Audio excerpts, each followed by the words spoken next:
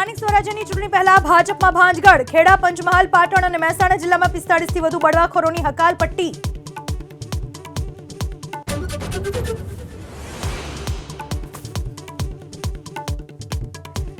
જૂનાગઢમાં આમ આદમી પાર્ટીને ઝટકો, વોર્ડ નંબર 11 ના ઉમેદવાર અનિલ કાછડિયા જોડાઈ ગયા ભાજપમાં.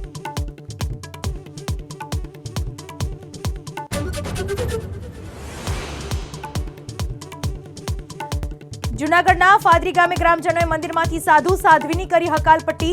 રૂમમાંથી મળી આવી કેટલીક વાંધાજનક વસ્તુઓ.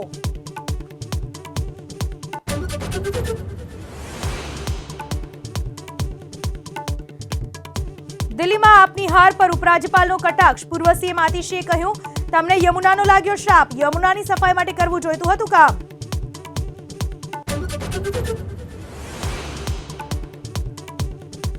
અશ્લીલ ટિપ્પણી મામલે કોમેડિયન સમર રૈના અને ઇન્ફ્લુએન્સર રણવીર અલ્હાબાદિયાની વધી મુશ્કેલી. મુંબઈ પોલીસે શરૂ કરી તપાસ. એનસીપીસીઆરે યુટ્યુબને કન્ટેન્ટ હટાવવાના આપ્યા નિર્દેશ.